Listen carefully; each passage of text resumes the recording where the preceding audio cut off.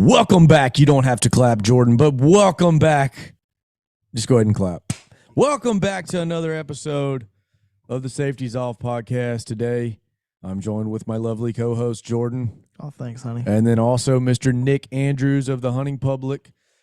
Nick is a great dude, and we enjoy the heck out of having him on the show. I love that guy. And honestly, feel like we're best friends. And you know what? I need a good friend in my life because all my friends suck. But do you think he's just that guy? Do you think that he just makes everybody feel like he's their best I think friend? that's very possible. But I'm kidding. I think Nick's just too cool for us, man. He might be too cool, but he was the intern on the Hunting Public. We had him on at the beginning of the year, and then had him on today, and we talk kind of like behind the scenes of Hunting Public and his take on things, his future. We randomly, in the midst of this conversation, right now the Bengals and the Chiefs are playing the AFC Championship, so we're going to wrap this up so we can go watch the end of it. Yes. But Running out of time. so randomly in the conversation, we may reference the game, and I apologize. So And the fact that one of us has money on it. yes, indeed. So let's get to our sponsors, our lovely sponsors of this episode. First off, Dirty Duck Coffee. Dirty Duck Coffee. What promo code could they use, Jordan? You know, I think that'd be KCO 15. KCO O 15. as in Octagon. ostrich. And ostrich. KCO 15 for some Dirty Duck Coffee. Check them out. Huntwise. Next one. Huntwise. KCO 20. I'm telling you, if you don't already have it, just download it. Use the free one. You're going to love it. Mm-hmm. When it asks you to spend your money on it, KCO 20. That'll help you out. You're welcome. Next, Trip Tech. Awesome, guys. Where the heck is my Trip Tech? Oh, you hadn't been using it like a fidget spinner. Anyways, Trip Tech 5-in-1 multi-tool. It's a finisher. You got to have it. It's a must-have on the lanyard. Listen to me. You've got all these crappy calls that you don't need. Mm-hmm. What you do need is the Trip Tech finisher. Look at my hands. Look at my hands. I'm really into this ad. Get a Trip Tech. Get it today. Right now. Anyways. And then Tide We Blind KCO review video coming soon. KCO 18. I don't know how they figured that out. I love it. It's different. It's different. I remember it. Yeah, because it's weird. But it's odd. KCO 18, you get 18% off at Tide We if you need a blind. Yep. That's where I'd go. Good stuff. And then also Deemer Box. Next episode after this one, we're going to have the president of the Deemer Box Company on. It's going to be great. Talk about some Doing my hands again. exciting already happened changes in the In their box. brand. Yep. Yeah. Yep. Pretty cool If stuff. you like country music, you may want to listen. Hey, Is that a little teasy? ooh, A little tease guy? Little teaser. Yeah, so Little check it out. teaser? Again, great episode with Nick. We appreciate him giving us some of his time. He is just kind of a great tool and a great asset to the hunting community and to this podcast. We enjoy and we learn from him every time. So stay tuned and enjoy. Bro, I almost caught that one. You got that heater on full blast. You got all the windows down, and you're just you're such a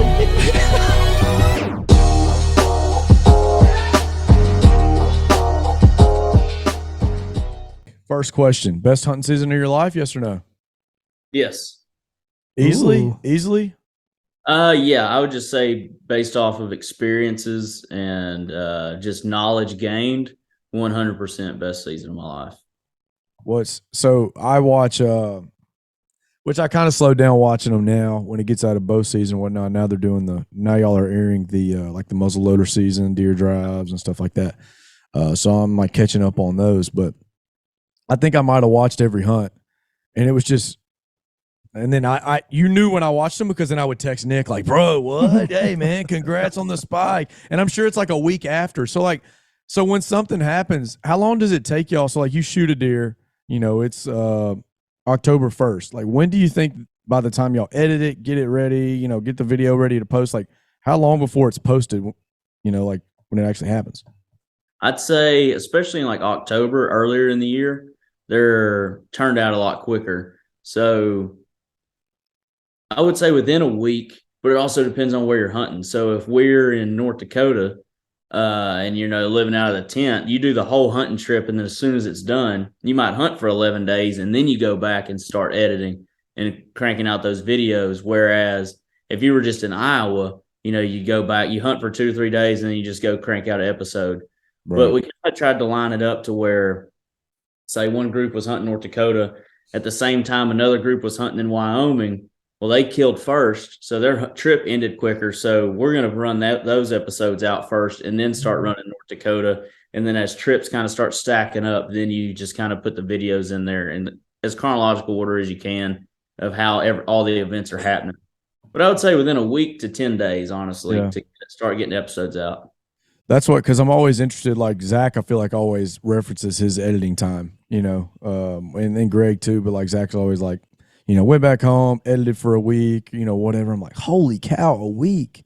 But I guess I didn't think about what you just said. Like, you may kill a deer on day one. Doesn't mean we're not hunting on day two if we're in the middle of nowhere. Yeah. Well, especially if you have 11 days worth of footage to edit. I mean, that's a lot of B-roll to go through. Oh, for sure. When I was with Jake, both North Dakota trips, the first one was 11 days. When Zach was there as well. The first one was 11 days. The second one was 3 or 4 days. And I know after the first trip, it was Jake edited for like 8 or 9 days straight to crank out 3 episodes, I think. There might even been 4. But usually, like, they all do that. You go on a trip, and the kind of how it works is if you're the hunter, those are your videos. So when the trip is done, they go back. Now, whoever was filming, like if they need help, they'll help chop up some footage or whatever. Or they might split up one and have the camera guy do one or whatnot. And but just whatever makes it more efficient, because usually that hunter, his job then is to edit. As long as it takes to get those episodes out, he's editing. While whoever was filming, they might have a tag somewhere else. So they might be off and on the run somewhere else already. So they're preoccupied trying to fill another tag in another state. So yeah, Zach will go lock himself in his house for 7 days straight and not go look at sunlight for a week and just be in there just getting after it. He's so good at it too. The videos he edits, like, and Greg too. Greg is like on another level. Wouldn't you say? Like, oh, for sure. He's definitely the pinnacle of. He's what you're trying to replicate whenever you're putting out an episode. It's like cinematic. Yeah, a lot of the footage he gets, a lot of the B-roll stuff. You can always tell when it's a Greg episode and just how the B-roll comes out. It's always a lot cleaner and nicer. Yeah. But it's cool because then you get to see everybody's different styles in which they like to film and edit based off of that. And they're all unique and different in their own way. So it's like you get a little bit of everybody's personality if they created that episode. Well, and it's cool too because they can, if the hunter is the one editing, not the camera guy, then that it's authentic to how he saw the hunt. Like, this is exactly how I viewed these 11 days. Yeah. It's not, well, this is what I don't know. No, it's very true. And then too, like he's talking about their personalities. Like Zach seems like a goofball guy, like just constant, jokes or whatever. And I remember one of the Minnesota one of the Minnesota videos. It was like, I don't know, I can't remember what he did. If he had like cut off the face of somebody and like put it on, I don't remember what it was, but like, he had like a ton of little graphics in there. I was like, whoa, that's not like hunting public-esque. I feel like I'm in a Mr. Beast video. Yeah. Yeah, that's how you can kind of see those personalities come through.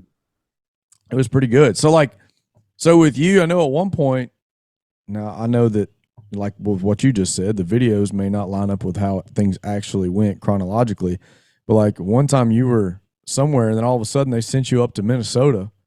Yeah. You had to get the snow camo and all that. Yeah. So that's got to be a grind. Like, what's that like? Yeah. So I was with Ted. So me and Ted were in Kansas for 9 or 10 days. I think, like November 1st to the 9th. And then we were burnt out and the rut hadn't kicked in yet. So we were like, we need a break. So we went back to Iowa and just he worked on his episodes. I went and fun hunted with a buddy of mine up in Northeast Iowa. And we just took a little breather for 2 or 3 days. And then we turned around, we went right back to Kansas and we hunted for 5 days, I think. And then he killed his buck on the 4th day. And then we were stranded there for another 2 days or so due to a snowstorm and his car just, deciding to lay down on him. But as soon as we were up and rolling, he took me straight to Kansas City. So I went straight from hunting with him in Kansas, dropped me off at the airport in Kansas City. And then I flew up to Minneapolis. Zach picked me up there. He flew in from Colorado, picked me up there, and then we drove to where we were hunting at. and hunted for, which thankfully it only took like 3 days because it was cold as shit. Yeah. But yeah, it was just bang, bang, bang, bang, bang. But it made for like the most incredible 5 days of deer hunting in my life, going from the deer hunt in Kansas, the way Ted killed his deer. I don't know if you saw it. Yeah. The way Zach killed his deer. It was just unbelievable. I got done with the Minnesota trip and kind of just sat back and I was like, I've never witnessed anything like that in my life. Because that was the Ted buck that was at like 8 yards? Like Yeah. where one jumps up and then, yeah. Yeah. Yeah. It was literally, we were on an embankment of like a waterway, and this little buck jumps in it with us. And hell, I could spit on him. He's so close, like 5 yards away, just looking at us. Well, you can hear the bigger buck coming, and he's just grunting his ass off walking up there, and he's just stomping his way through. Don't know what's going on. But I just kind of stand up because when I'm tucked down, and the top of the embankment's like right here at my head, and I kind of peek over it. You're just dirt level. And I look, and I'm just looking up at this buck as he's marching right up to this embankment. And I told Ted, I said, well, he's right here. We got to do something. We just rose up at the same time, and that's how you see the video. You go from below the embankment, and we stand up, and then the Joker's just standing right there at 10 yards, and he smokes him.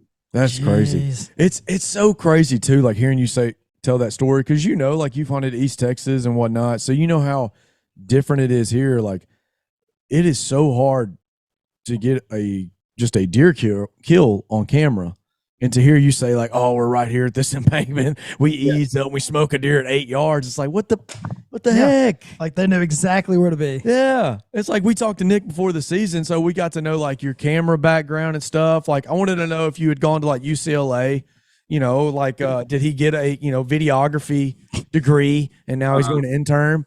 But like, I mean, we talked, you started filming just you and your dad's hunts, and now you're out filming for maybe the most popular hunting YouTube channel, and then you get to do stuff like that. Was there any like crash course that they put you through at the beginning of the season to be like, hey, do this, this, and this?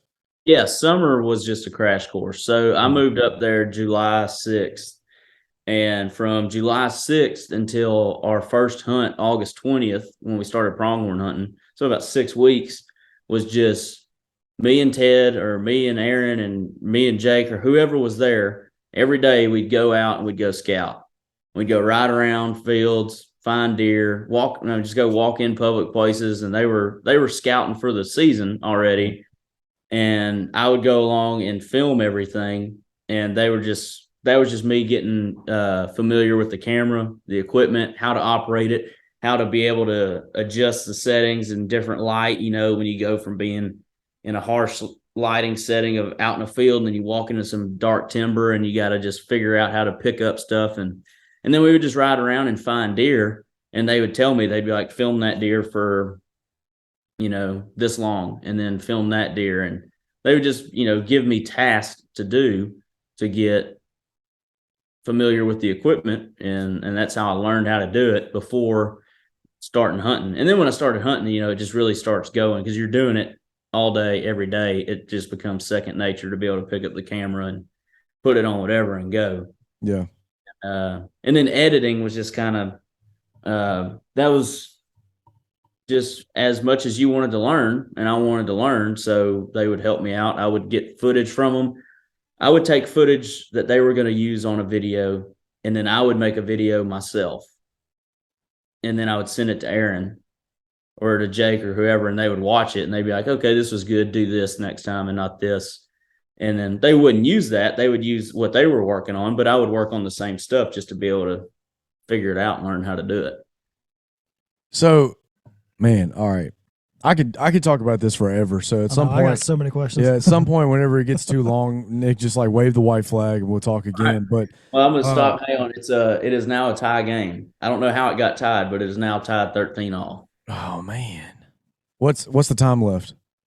I want to say it said like 3 minutes left in the third, but I'm not sure. This is great for the people that are listening on Tuesday. This is gonna be fantastic. I'm not cutting this part out. Go Chiefs -1.5. Yeah. Okay, so you talked about Jake telling you like cut this out, put this in, whatever. So I nerd out over like retention rate on YouTube or like TikToks, or I just enjoy like learning about that stuff. How do they learn about that stuff? Is it because of their internships with other channels or with other people, or are they researching themselves? Both. So, Greg was the first one at Midwest Whitetail. Yeah.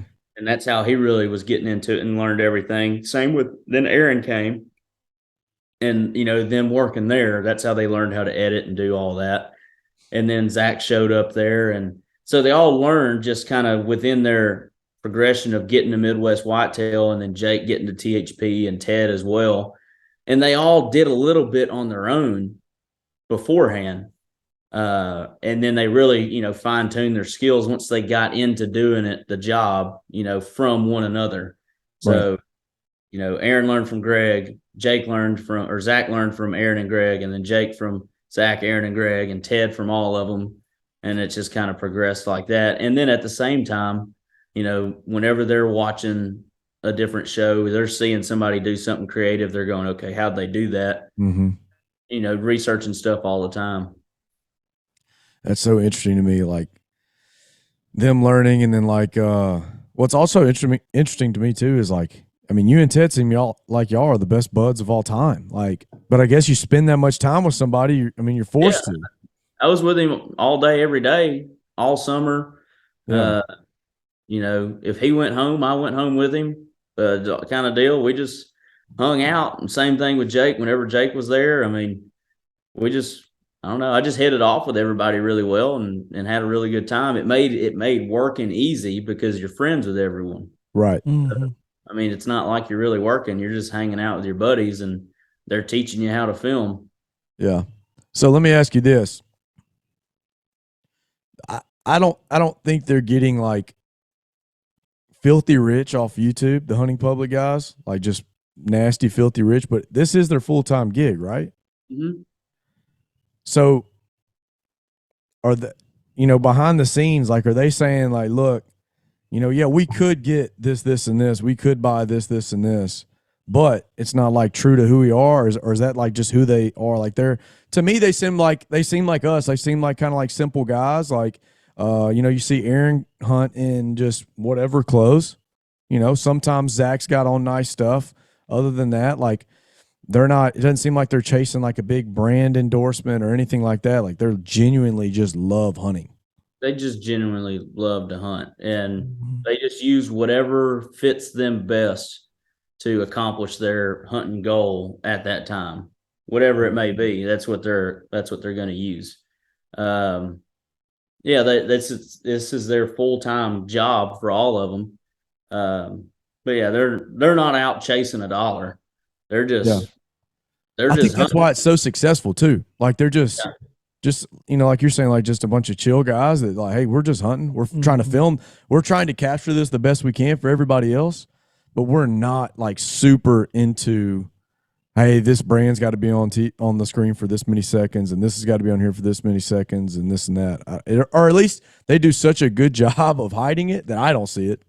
I don't either. I mean, that's what makes, like you said, I think that's what makes people want to watch it, because that's what separates them from the hunting channel. Yeah. Is, it's not a 45-minute commercial for whatever, for nose jammer. It's that's part of the beauty of YouTube, right? Is to have that freedom, where you're not getting bowed up with just endless promotion deals and commercials and whatnot. Mm-hmm. It's like a breath of fresh air, like to watch them. Oh yeah. And also what I enjoy, like what you talked about, you learn so much. Like, you spend from July to August editing or, figuring out how to film and to do this kind of stuff. What's been some of like the key things that you've learned just to become a better deer hunter from these guys? Oh man. That's a long list, because just the background, like we've talked about, where I come from deer hunting. I mean, I grew up doing it one way my whole life, and that was it. Find the deer at your lease, get your deer feeder, set it up, hunt over it, and make adjustments as you need to. But I wasn't out scouring the woods looking for the freshest sign, and this sort of oak tree is dropping acorns at this time of year, and this one's dropping at this time of year, and just going into big timber and finding deer. I mean, it was constant just learning every time I went out in the woods. I mean, first time I had a tag in my hand was Missouri. And the first morning we got there, we got out of my truck, and Ted walks up to me. He's got his camera, and I'm standing there with my bow, and I just looked at him and I said, well, now what? I mean, what do we do now? Time the meter go off. Yeah, for real. Now what? He was like, man, just let's start walking. I said, all right, we'll beat feet. So we just took off and started walking down this road, and then he looked at the map, and so just learning how to like look at the map and see the terrain and be like, okay, on this bowl, this looks like there should be deer living around this bowl. Let's go in there and check it out. We'd walk in there and find no sign at all. And so then we just keep on going, find something else. And then just doing that. I'd never done that before. I'd never hunted deer like that. So that was totally new to me. And then the, spot and stalk style out west, learning how to just find deer out there and how to stick with them all day and how to hunt them that way. How to rattle deer in. I'd never really rattled before, even though I live in Texas. I'd say you rattled a Texas deer in, man. That was pretty sick. I'd never really I'd rattled before, but I didn't have any intention on how I was doing it or doing certain things a certain way or where I was at when I was doing it. Geographically based off of where I believe deer to be living. I never took any of that into account when I'd done it before. And then things I learned this year was how to apply that mindset into rattling deer in, all that's just stuff that I learned. Like what I did when I rattled that deer in is I just regurgitated what a guy in Arkansas told me to do. I asked him, I said, break it down for me as simple as possible on intention on rattling in a deer. And he was like, all right. And he said, be no more than 250 yards from where you think he's living. I said, okay. And then he said, just try to be as real as possible, in your cadence and busting brush and grunting and stuff like that. But most importantly, be no further than 250 yards from where he lives. I said, okay, I can do that. Mm-hmm. And it worked. And I'll probably go do it again next year and it won't work. But it worked. I mean, that's just stuff like that I learned. Yeah. I mean, you're like the coach that won one state title. Like you just always reference that. You never reference the bad seasons. Yeah. You're just like, well, boy, back in 22, I killed this 8-point boy. Like, you're not going to mention all the times you rattle and it doesn't work. Nobody cares about that. Uh-huh. But that was sick. And like now hearing you say that, and then like remembering the episode you were saying, we thought, you were telling your dad, like, we thought he lived right there, and you rattled and boom, here he comes. Huge 8-point. And which I don't know how it is in Central Texas, but in East Texas and then over here, deer just aren't as aggressive like they are sometimes in Kansas, I feel like. Like you very rarely hear of people rattling deer up. And I think you may have said that in your video, but like they're not going to come to that feeder during daylight hours. Mm-hmm. Like they're a little smarter than that, or they've patterned you a little better than that. But I mean, you applied all the things you learned in 1 year, and I mean, boom, you're killing a huge 8-point on your lease. That's huge. Yeah, I want to go intern now just to learn. You should intern. You should definitely intern, and then tell me all about it. Tell me all the secrets, because you see, Nick doesn't want to share them all. Oh no, it's like it's prying it out of him right now. This is pulling teeth. Yeah, it's pulling teeth, but that's fine. Okay, we just want to be better deer hunters. Every question that gets the most generic possible answer. No. I'm just. I want to know what the future is. Well, maybe y'all already talked about it before I popped on, but we hadn't talked about it at all. Well, I didn't know if last episode, I couldn't remember. But so are you going back with them, or what's the plan? So as of right now, I mean, I'm just kind of playing it by ear, doing some freelancing stuff for sure in the spring. And I am going to turkey hunt with them in the spring. Like I'm going to start with them whenever they kick it off in March. I'll be there. I don't know exactly what the future looks like. I just know that I will be doing something in and around the same space as this, however that looks, I don't know. I know I'll be doing something that has to do with a camera and hunting. I know that. I've put in enough time and effort now. It's like I'm not going back to doing anything else right now. I've gotten a taste of doing this. this is what I'm going to do. I'll figure out a way to keep doing it, whatever Right. it looks like. Didn't you got a chance? I texted you. I was very jealous. He went to the ATA show, and then you got to run the ATA show's Instagram. Mm-hmm. So like you were meeting guys like the Crush. Oh my gosh, I'm blanking on their name. Help. Lee Yes, Lee and Tiffany. Oh my gosh, thank you. How could I forget? Lee and Tiffany, and then just big folks like that. Like I'm sure you've got a couple contacts. Yeah, ATA was a really good resource to just meet people and network, and that's all you did all day, every day, was just me and Keith just walked around all day, talked to people, just interacted. I mean, yeah, we were running their Instagram and making stories for them and making posts about this or that, but it just gave us the opportunity to walk around and just talk to people, Right. and rub elbows and meet people, and it worked. I mean, it was very valuable. Every night there was some sort of event going on, and you go eat dinner, and then you go to the event and hang out and meet somebody from Mossy Oak or from whatever, and just stand around and just be normal. You just stand around, drink beer, be normal, and hang out. And next thing you know, you got 24 business cards in your wallet and a bunch of different contacts in your phone that you never had before. And what you're going to do with that, I don't know, but I know, that's just something to reference back on going forward. Yeah, it doesn't hurt. No, I mean, 10 years from now, when you got your own whatever, you can look back and say, oh man, this happened met them at ATA, and then they introduced me to such and such. We got to remember that, by the way, when we go next year. Just be normal. Yes, drink beer, be normal. Write that on your hand. Be normal. Yeah. Be normal. Just be the normal dude that you are and hang out, and everything will fall your way. My name's already Tyler, so it can't get much more basic white guy than that. I already have about 15 different Tylers, at least 20 different Tylers. Hi, my name's Tyler, and I'm just holding a Miller Lite. Yeah, it is. Boom. Speaking of Miller Lite, I got to get another one. Hang on. Get it, man.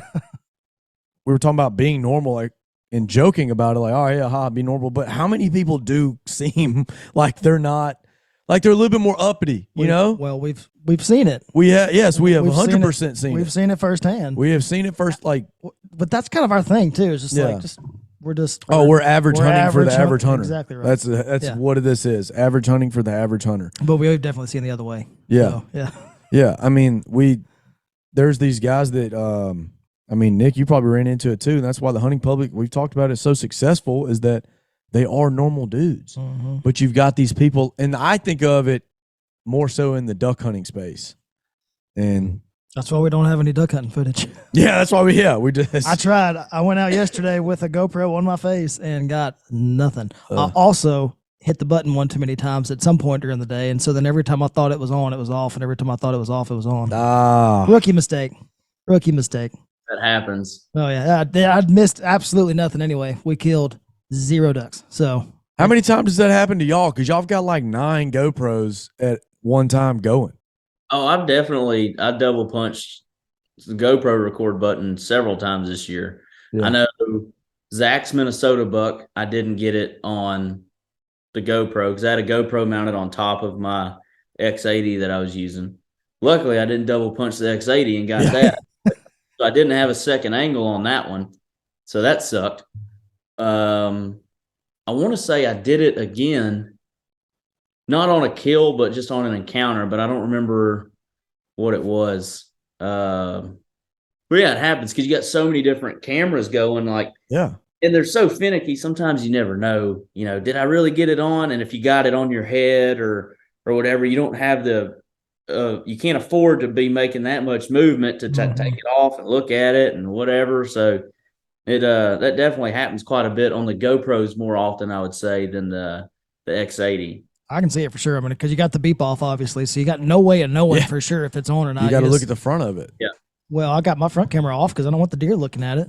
God, you're such a good hunter. So, God, you're so stealthy. So, I should have turned the beep back on for duck hunting. Then I wouldn't have had to worry about it, but I didn't. So the only thing I missed was me and my brother doing our duck call rendition of taps over the duck hole as we were leaving. And that didn't work? Dang. I didn't get it on. I know. I turned it off right before we did it. So what's the main goal of that GoPro on top of the X80? Just to get another vantage point? just another angle because sometimes it just catches things that the X80 might not, because you might be zoomed in so far that Mm-hmm. you're not getting all the little things that are happening around you. And it's just as an editing tool, even if, like, say I would have had it running on Zach's Minnesota buck, the deer was only 15 yards away. It was no further than 50 the entire time I was filming it. So it's not like the GoPro wasn't going to catch just a whole lot that the X80 wasn't. Right. But from an editing standpoint, it gives you that the little change of pace you throw in there. So you've got, 10 straight seconds of a clip of this deer walking in with the X80. Well, then you cut to 4 seconds of that GoPro's point of view. And just to change it up, then you go right back to that X80 point of view before it goes into like the kill shot. And it just speeds up the video, keeps that retention a little more, and keeps you engaged, because it gets boring if you're just looking at one view and that's it. And I've never thought about that before until now, having edited some videos and having to do all that. Me and my dad's videos, we've been filming forever. I just always thought it was cool that we were capturing what we were seeing. But like last night, we were watching our turkey hunt of ours from last year. And I'm like, damn, we only got one angle of this. This would have been a lot better if we had a GoPro just right here, just filming the same thing, but just to kind of change it up a little bit. But that's really what it's for. Never thought about that. Like we got them just thinking about, have one on the hunter to kind of cut to that or whatever. I never thought about filming the exact same thing just for a change. That's what they say. People want to see movement or change every like 8 seconds.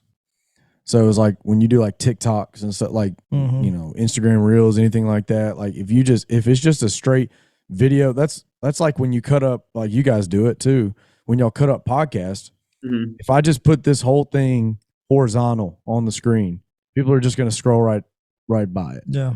But if I cut it to Jordan, Nick, and then me, and it switches every time one of us talks, I don't know why. And I do it too. I'm like, oh, I have to watch.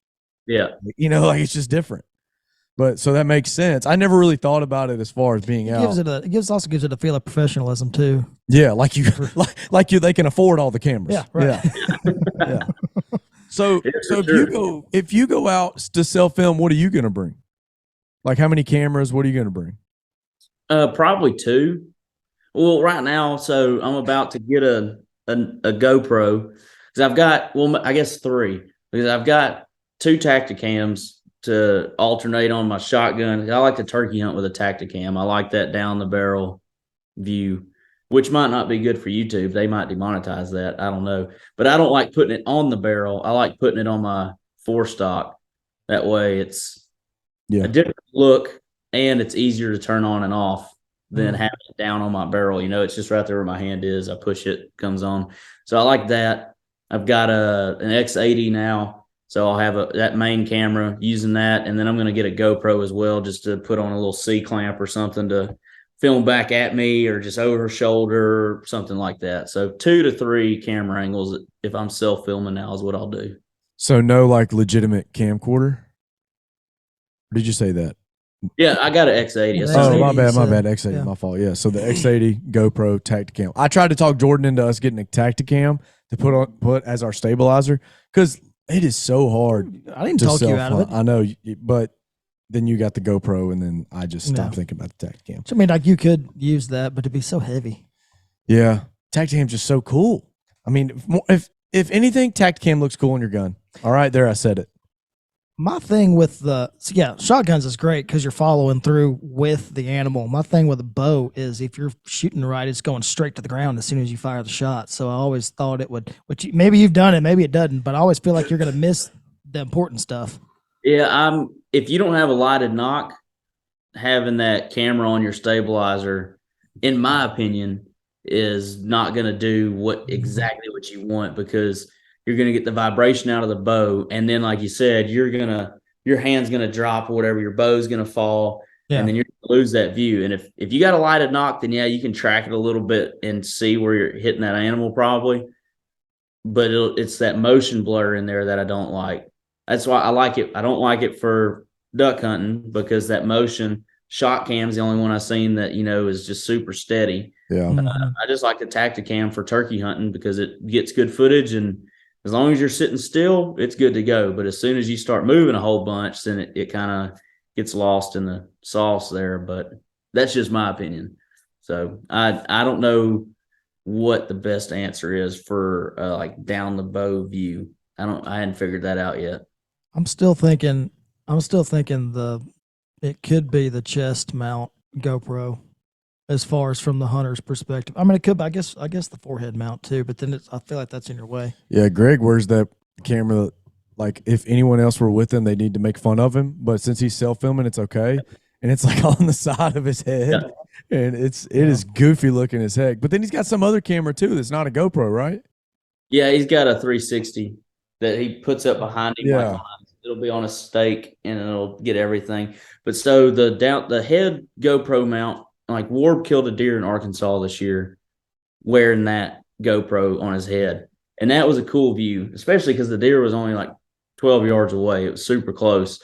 But the chest rig, I was thinking that might be a good option, or the shoulder one. So Zach and Keith both have this shoulder plate now, and Dave Owens wears one for Pinhoti Project, Turkey Hunter. He's got one he puts on his shoulder, and I'm just sitting here thinking, if you're drawn back and you're like this, and you have it on this shoulder, it's out of your way because your head is here, and it could be down your bow arm. Yeah, that'd be sweet. Getting that angle, you could have it angled just right to where every time you draw, it's got down your bow arm. I feel like that would probably be a pretty good. And then even when your arm falls away, you're still on target. That's a cool idea. Yeah, I've never seen anybody do that. That So might if it be works, the only GoPro mount I don't own. I'm gonna have to go get it now. I haven't. You probably have to look it up on Amazon, but I don't know. Try that out. I hadn't seen anybody try it, bow hunting like that yet either. And I don't know. Maybe that's something new. Off-season project, figuring out the best way to get a. yeah, we're gonna try to go bow fish. Oh, yeah, there you go. That's So how we maybe can we'll try it try it. out then. It'd be a perfect time that's your guinea pig season. Yep. Figure it out there. I text you after the scary moment in the woods Yeah. where I'm just gonna guess that you hear somebody get shot or at least beaten or Oh yeah. like, what do you think happened? I think somebody got shot. Yeah, I really do. What it sounded like. it was nuts. My gut feeling when it happened was that something very bad had happened.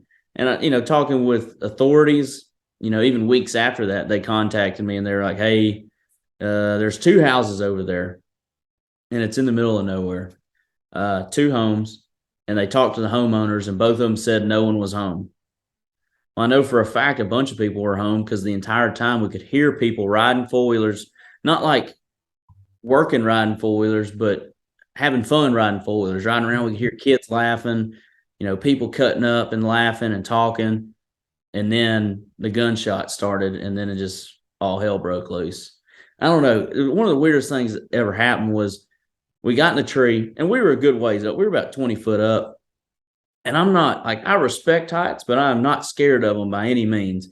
I mean, I've rappelled off of I respect them. I've rappelled off of 40-foot walls and towers and stuff. I mean, it doesn't, I'm not freaking out when I get up in a tree. And we got up in the tree that day. And I remember, I usually wear fingerless gloves when I'm bow hunting. I remember having to take my gloves off and I was feeling my hands. I was just going like this and they were so cold and clammy and just wet. I was like, that's weird. My hands are never like this. And I even reached over to Ted and I said, Ted, feel my hands. And he said, dude, why are they're wet, they're cold. I said, I don't know. I said, and we were hunting over. It was the first time we got on good sign that whole trip. We'd been hunting for a week straight and we had 3 big scrapes right in front of us. And I was like, I think some cool shit's about to go down. I mean, I think something's going to happen. We're going to see something big. He said, yeah, I guess. I mean, if you got that gut feeling like that, Yeah. you're all freaking out. Like, I don't know. About 30 minutes later, that shooting started. And it was just goosebumps from the top of my head all the way to my feet. Just freaked out. I mean, my body was just in like sensory overload. And I remember sitting there going, my hands were still just wet as they could possibly be. And I was like, that's why. Something was telling me that something bad was going to happen. Yeah. I didn't know what it was, and then it happened. And then we listened to it for about 30 minutes, and we said, we need to get the hell out of here. Ugh. And It we gives me the I'm heebie-jeebies gonna start just you calling talking him about before I it. go somewhere and say, "Hey, your hands sweaty today?" All right, Yeah. cool, we're good. What do your hands feel like? Yeah, Just drop me a pen, and I'll look at it and tell you how my hands feel. yeah. Yeah. Mm, Freaking psychic. that's wild. I mean, man. I remember watching it and it freaked me out first off when Greg's on the video and he's like, if you have children, don't watch. I'm like, did someone die? Like, legitimately, someone going to die? This is the hunting public. Like, what could this possibly be? They might have. They kill animals on the TV. And, yeah, I mean, just the noises and the gunshots and the peeling out, like, I'm just like replaying. It's like a movie in my head. You can just 100% picture it in your head what's going on between some people that may not be the best people. And then like y'all didn't have a gun, right? Y'all just had a bow. My bow, and that was it. 2 pocket knives. Oh my gosh. Yeah, I mean, what if they go looking for witnesses and you're stuck up in a tree like an Indian? That's why we got out. That truck stopped at the bottom of the ridge we were set up on top of, and it was about 400 yards away from us. And there's nothing between us and them but some trees. And that's when me and Ted said, let's get out of here. We got down. I remember sitting on the ground while he was getting down, taking down the saddles, all the platforms and everything. And it's getting dark, and I'm just sitting on the ground. I remember just looking, listening. And we had over a mile to go to get to my truck, and we went no lights the whole way. I had my bow in this hand and a knife, and I had my phone in the other hand looking at the map on how to get out of there because I had done a tracker getting in there. Yeah. Because there was no trail to get back there. And he had his camera in one hand and a knife in the other hand. And neither one of us told the other one that we had a knife out until we got in the truck, and we were just mobbing. I mean, I was just breaking brush, no light, running into spider webs, didn't care. And then we hopped in my truck. Like we literally threw everything in the bed of the truck, ran around, opened the door, got in like they were chasing us. And they weren't. Just being freaked out. And then we got in the truck and we both looked at each other, and I said, I had a knife out the whole time. And he held up his hand. He's like, I got I still got one with me, son. Yeah. Dude, yeah, it gave me the heebie-jeebies. And like, I am not a fan of the dark. Hunted my whole life. We've talked about that. Hate the dark. Mm-hmm. And so when I bow hunt, I think I even texted you after. I was like, dude, I carry this Taurus G2. Like, I freaking love it, blah, blah, blah. I make a point to, when I'm about to get down, I hold my gun out, and this is so childish. I hold my gun out just in case there was somebody watching me. I go ahead and load it. And I'm like, anybody hear that? Like, you want to mess with me? I've got it loaded, son. It's right here. And then I proceed to leave the woods. Like, I don't know. One of the freakiest things about that whole trip, other than that, was about 2 or 3 nights before that, we all separate, go get in our tents. Warb got in his tent, Keith in his, and me in mine, and we were in a line. It was like Warb, Keith, me. And our tent staggered from an opening close and then went closer to the timber. Mine being the closest to the timber. Thank God. Ted was sleeping in his pilot. And then Roy, one of last year's interns, was on his way from filming elk hunts out west, headed home. So he swung in and stayed the night. So we're all there. We ready break, and everybody goes to bed. And I'm laying in my tent on my phone, and I hear something. And so I just kind of, and my brain immediately just goes to somebody's moving up on you. Yeah. So I remember putting my phone on my chest like this, and I'm just laying on my back, and I'm staring at the top of my tent, and I hear, and it stopped. And I'm telling you, it was not a coon walking. It wasn't a possum. It wasn't a deer. It was a person walked all the way through the woods from as far as I could hear all the way up to about the edge of the woods, which was like 5 yards from my tent, and then stopped on the edge of the opening. And I remember laying there and there's a gap this big between my rain fly and the ground. So I can look over and see out that way. And I remember it's giving me goosebumps just thinking about it. I was laying there looking at the top of my tent, and every so often I'd glance over, and I kept waiting to just see somebody's face come on, man. looking at me. No. Okay, and it gets better. So then I text Ted, and I want said, it to get better. somebody just walked in our camp. And he was like, bullshit, blah, blah, blah. And he's picking on me. I was like, dude, I'm not messing with you. And then I hear the footsteps walk directly away, the same direction they came, until I can't hear them anymore.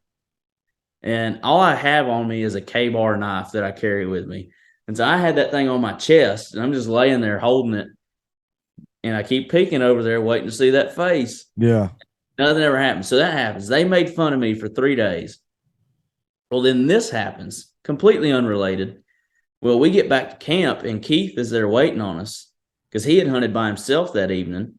And we tell him what had happened, and he was like, dude, we were leaving the next morning anyways. He said, let's leave. Let's get out of here. It's like 10 o'clock at night already. Yeah. And he said, let's just get out of here. So we packed up all our crap, threw it in the truck, and boiled out of there and went to the first hotel we could find and stayed in the hotel that night. And that's when we put all the footage on the laptop and then watched it back for the first time. And we're trying to like figure out what was being said and what was happening. And the video does no justice. No, the audio gives you an idea, but it's nothing like, it's not near as clear as it was, hearing it in person, just because it's so distant. I don't know. I wish I had better audio to show you. You'll probably never forget every bit of the way it sounded either. No, it's every time I think about it, I just get goosebumps. It was very eerie. Man, I mean, like, Place yeah, sounds that's demonic. eerie, but then also, somebody, I mean, and like, you're an experienced hunter, so you know what an armadillo would sound like, or like a coon or something, or rabbit hopping around, or even a deer walking. Like, if you say it's a person, I believe Nick, it was a person that walked up, just looked at their tents, and then walked off. That's what I believe happened. That's what I'm going to believe, because it's a better story too. Well, I'm just terrified right now. What state was this? Don't stay there ever again. Missouri. Yeah, no, I'm never going. Forget Missouri. I go to Big Cedar, like, nope, humble brag, a couple times a year. Never going to Big Cedar again. Nope, weird people. Okay, what's your most horror story story? In the woods? Just in general. Oh. Horror movie story, I should say. I don't know. I got one. Go ahead. Me and my college girlfriend were driving through. We just eating. There was like a steakhouse on the lake that you could kind of drive through the state park. And so we went and ate, and then we were driving through the state park. It's late. Like, we closed the place down, so it was probably midnight or something.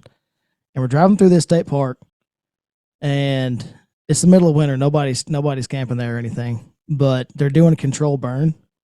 And so, everything is kind of glowing orange, and we're driving, snaking along, and the whole road's nothing but smoke. And all of a sudden, you see kind of a dark figure in the smoke.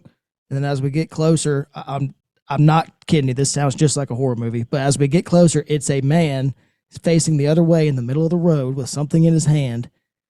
And I get just close enough to tell, like, that's what it is. And then he slowly turns around and stays in the middle of the road. And I kicked it in reverse, and we freaking peeled out the other way as fast as we could. Where was this? In Ellick? In Ellick. Ugh. I've never forgotten that image. No, I thought I saw a panther once. I'm that guy. But other than that, nothing. Well, like, I have nothing that has happened to me that would deem me like cocking my gun out like really loudly, making sure I do all of this, like, deem that necessary. Nothing. But hearing his story. Yeah, you better start carrying packing, son. Yeah, I need to acquire a pistol for sure. Yeah, that's what I would let do you for borrow sure. one. Just keep from having somebody put their face in your tent again. I'm not going to sleep tonight.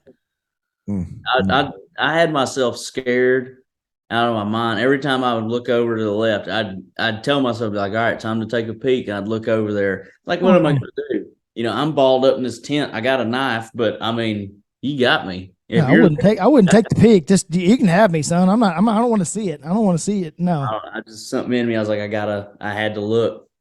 If Travis is still on his alpha brain having those vivid dreams, tell him not to watch this episode, or he'll have nightmares forever. Because in all reality, like, you saying that it's a person's not that unbelievable, because you're hunting a WMA, It's in the middle of nowhere, and it's just not far fetched to believe that somebody was like high on something and just started walking through the woods, and was like, hey, there's people that aren't from here camped out there. Let's go, let's go mess with them. Yeah. Like, it's not that unbelievable. That's what creeps me out. It's like those people that live there, they know they're the only people that live there within, X miles or whatever. And they know that you guys may or may not be from there. Yeah. So, creepy. Very creepy. Knowing some of the people that live around where you hunt and y'all camped out there's no telling who might have been sneaking up around y'all either. Yeah. Camping in tents, sketchy, man. I mean, there's nothing between you and death but a piece of poly. Yeah. It's not nylon. Good. Yep. All right, dude. Well, we appreciate you. Enjoy the game. I'm about to run back in the living room and catch the end of it. What's the score? 20-20 with it's like 12 minutes left in the fourth. Go Chiefs -1.5. They called it. They called the spread right. Yeah, I did. All right, bud. We appreciate it, Nick. All right, y'all take it easy. Good seeing you.